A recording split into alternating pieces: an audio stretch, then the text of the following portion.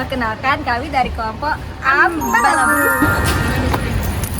Jadi pada kesempatan kali ini kami akan mempresentasikan hasil dari PowerPoint kami mengenai bisnis plan sebuah bisnis yang kami buat, yaitu Jewelry Cheers. Nantikan ya. Nah, kita masuk ke yang bagian pertama, yaitu latar belakang dibuatnya bisnis plan ini.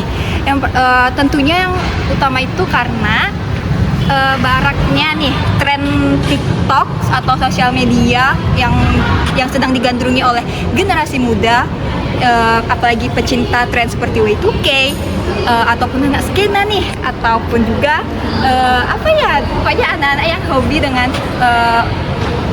aksesoris seperti ini.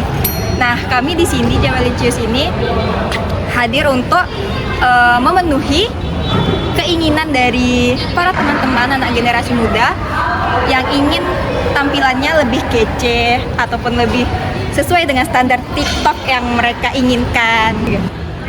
Dan yang selanjutnya itu ada tujuan mengapa kami membuat produk ini. Yang pertama, tujuannya itu pasti adalah fashion yang digunakan untuk anak-anak sekarang ini sudah banyak ya, seperti yang kita tahu. Untuk itu tujuan utamanya itu ingin memberikan dan mengekspresikan kepada anak remaja untuk memberikan sebuah kreasi mereka terhadap gelang ini, karena gelang ini kami membuat dalam sistem kustomisasi. Dan selanjutnya manfaatnya itu bisa saja untuk buat planning bisnis kita di masa depan agar lebih tertata lainnya. Nah, selanjutnya kita masuk ke bisnis plan. Baiklah teman-teman, untuk analisis plan bisnis selanjutnya itu kita akan membahas tentang segmentasi pasar. Segmentasi pasar ini memiliki berbagai kebutuhan dan keinginan, yang mana di sini kami mengelompokkan kebutuhan konsumen ke dalam segmen-segmen yang sifatnya mengingat keragaman kebutuhan.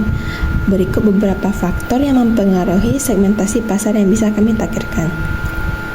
Yang pertama itu adalah segmentasi dari demografis. Target utama Jewelry Cheers adalah remaja hingga dewasa, dengan fokus pada wanita namun tetap menawarkan desain unisex yang cocok untuk pria. Produk ini menyasarkan pelanggan berpenghasilan menengah ke bawah dengan harga terjangkau meski menggunakan bahan berkualitas seperti besi dan keramik. Selanjutnya itu ada psikografis. Jewelry Cheers menghadirkan aksesoris dengan desain kekinian dan unik yang mengikuti perkembangan tren masa kini. Kami memahami bahwa setiap pelanggan yang memiliki kepribadian dengan gaya yang berbeda, sehingga menyediakan layanan kustomisasi untuk menciptakan item yang benar-benar mencerminkan karakter dan preferensi mereka. Dengan konsep ini, setiap pelanggan dapat tampil percaya diri dan unik melalui aksesoris yang sesuai dengan gaya hidup dan identitas mereka. Selanjutnya ada pada geografis. Lokasi penjualan Jewelry Cheers ini ada untuk seluruh wilayah Pekanbaru. Selanjutnya analisis kompetisi. Berikut ada beberapa aspek dan brand pesaing dan analisis yang telah kami lakukan. Untuk kami sendiri itu kustomisasi itu brand pesaingnya ada Cute Star Twins, tetapi mereka tidak menawarkan opsi kustomisasi produk. Yang kedua itu ada aspek variasi bahan. Brand pesaingnya ada Ichigo Beads, yaitu terbatas pada produk dan bahan-bahan manik dan bahan plastik. Yang ketiga ada inklusif ukuran. Brand pesaingnya adalah Blitz dari by Arabelle. Analisisnya itu pilihan ukuran dan desain yang kurang eksklusif. Selanjutnya ada aspek estetika dan desain. Brand pesaingnya ada Sorsa, yaitu desain eksotis dan minimalis. Untuk deskripsi produk itu terdapat beberapa hal yang kami perhatikan, yaitu desain yang trendy yang mengikuti tren terbaru dan cocok untuk segala usia, dan selanjutnya dengan bahan berkualitas yang menghadirkan kesan premium dengan harga terjangkau. Kemudian kustomisasi dengan pelanggan yang dapat menyesuaikan warna dan ornamen produk yang personal dan eksklusif. Kemudian ada daya tarik estetika yang mana menarik perhatian dan meningkatkan visualisasi pemakaian. Dan juga ada peluang bisnis yang cocok bagi anak muda seperti kita untuk memulai bisnis aksesoris dengan peluang keuntungan yang besar. Dan selanjutnya ada kepercayaan diri. Untuk aksesoris sesuai fashion meningkatkan rasa percaya diri oleh penggunanya. Untuk keunggulannya yang kami hadirkan yaitu yang pertama ada kustomisasi, komunikasi langsung, dan juga harga yang sangat terjangkau untuk mahasiswa dan anak remaja lainnya. Dan selanjutnya ada bisnis model, yaitu personalisasi dan harga yang terjangkau. Untuk platform e-commerce-nya memiliki WooCommerce sebagai platform e-commerce karena fleksibilitas yang tinggi dan menawarkan fitur lengkap untuk memanajemen produk. Selanjutnya ada marketing dan sales strategi. Dengan membuat website ini tentunya untuk digunakan untuk saluran utama untuk kustomisasi dan pembelian. Dan juga marketingnya tentu saja di sosial media karena digunakan untuk sebagai promo visual yang paling tinggi. Oke, setelah kalian mendengar penjelasan tentang bisnis plan, selanjutnya adalah tentang analisis keuangan. Kemudian untuk analisis keuangan, yang pertama kami telah menyediakan financial plan, yaitu pembelian peralatannya, yaitu ada tang kecil, mesin ukir laser mini, stamping tools, lem khusus dan bahan baku, komputer, dan ada komputer dan laptop, dan juga ada rak penyimpanan dengan keterangan terkait dengan beberapa kuantitas dan satuan harga yang telah ditetapkan dengan jumlah 17.225.000 untuk peralatan.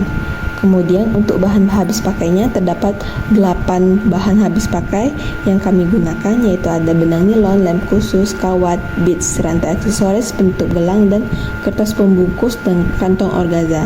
Dengan jumlah ini untuk per bulannya kami menghabiskan 2.025.000. Kemudian untuk penyusutan terdapat 5 nama peralatan, yaitu ada rak penyimpanan, stamping tools, mesin ukir laser mini, komputer atau laptop, dan juga tang kecil. Untuk jumlah penyusutannya itu penyusutan per unit itu kita menghasilkan 6.484.932.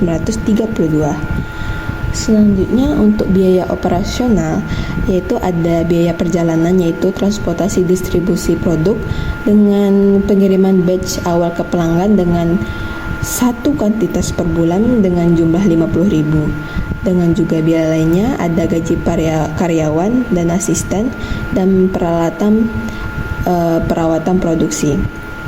Dengan total nilai untuk biaya operasional itu ada 2.650.000.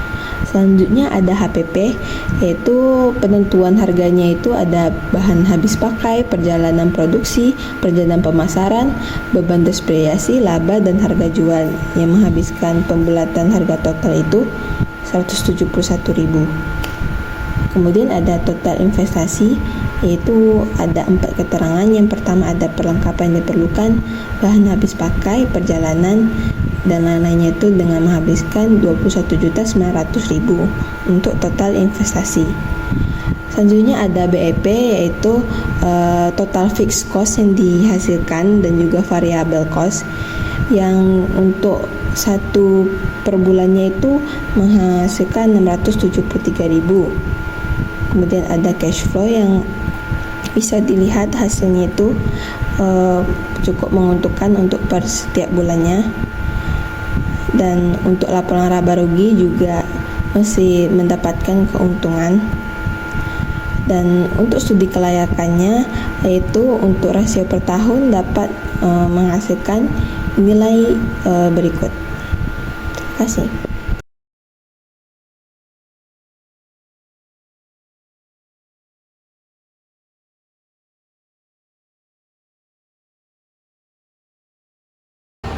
Nah, kita masuk ke bagian yang terakhir, yaitu proposisi nilai.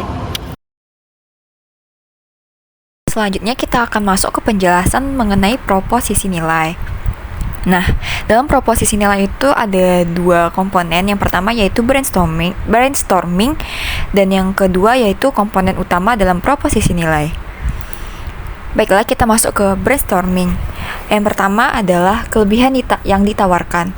Jewelicious menawarkan produk unik yang memungkinkan customer untuk mendesain aksesorisnya sendiri, menjadikannya spesial dan juga personal.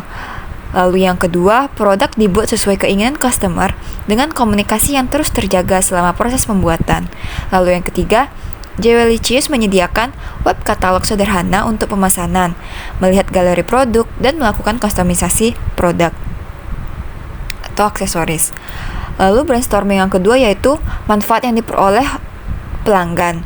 Yang pertama yaitu customer merasakan kebahagiaan sendiri karena produk yang mereka pakai tidak ada yang persis sama dengan produk-produk yang pernah dijual. Lalu brainstorming yang ketiga adalah alasan mengapa pelanggan harus memilih produk dan yang membedakannya dengan pesaing. Pelanggan memilih Jewelicious karena pengalaman belanja yang personal dan unik dengan desain aksesoris sesuai keinginan. Komunikasi transparan selama proses kustomisasi, fokus pada personalisasi dan eksklusivitas, serta harga yang sepadan dengan kualitas produk yang bermakna dan sesuai harapan. Lalu kita masuk ke komponen utama. Ada 5 komponen utama, yaitu yang pertama, pahami pelanggan, yang kedua, identifikasi masalah dan kebutuhan, yang ketiga, tentukan manfaat utama, yang keempat, definisikan fitur produk, dan yang kelima, buat pernyataan proposisi nilai. Kita masuk ke bagian pahami pelanggan. Pahami pelanggan ini memiliki 2 komponen. Yang pertama, segmentasi pasar. Segmentasi pasar memiliki berbagai kebutuhan dan keinginan yang mana di sini kami mengelompokkan kebutuhan konsumen ke dalam segmen-segmen yang sifatnya mengingat keragaman kebutuhan. Segmentasi pasar juga sebelumnya sudah dibahas di slide sebelumnya. Lalu yang kedua ada riset pelanggan. Di sini kita melakukan riset pelanggan dengan cara wawancara. Setelah melakukan wawancara, ditemukan bahwa mereka menginginkan aksesoris yang memiliki desain kekinian dengan harga yang terjangkau. Selain itu, pelanggan juga menyampaikan pentingnya aksesoris yang dapat disesuaikan ukurannya, mengingat ada perbedaan ukuran tangan, baik yang bertangan besar maupun kecil, sehingga produk tersebut dapat digunakan oleh berbagai kalangan, usia, dan berbagai ukuran tangan. Lalu kita masuk ke komponen ketiga, yaitu identifikasi masalah dan kebutuhan. Kita masuk ke bagian kedua, yaitu identifikasi masalah dan kebutuhan. Yang pertama, masalah. Aksesori di pasaran terkesan monoton, tidak orisinal, dan seringkali dianggap KW. Lalu yang kedua, sulit menemukan aksesoris yang mencerminkan gaya atau kepribadian pembeli.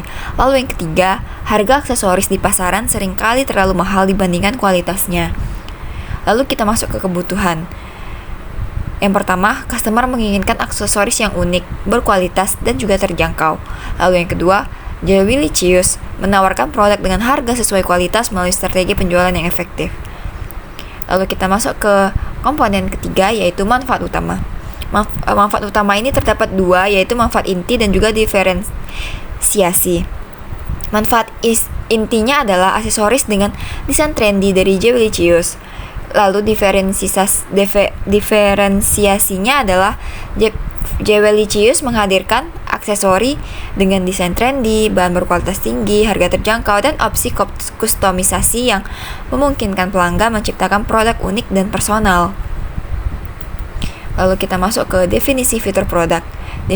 Definisi fitur produk sendiri terdapat 5 komponen. Yang pertama, kustomisasi produk, lalu ada galeri produk, lalu ada komunikasi langsung, lalu ada proses pemesanan sederhana, dan lalu ada diskon. Dan kita masuk ke proposisi nilai yang terakhir, yaitu pernyataan proposisi nilai. Untuk para remaja dan dewasa muda yang ingin mengekspresikan gaya pribadi mereka, kami menawarkan aksesoris yang dapat dipersonalisasi, yang memberikan produk eksklusif dengan harga terjangkau. Berbeda dari kompetitor, karena selalu mengikuti tren terkini dan memberikan kualitas premium tanpa harga yang tinggi. Nah, itu dia penjelasan dari bisnis plan kami yang berjudul Jewelicious. Sungguh ide yang menarik, bukan? Tidak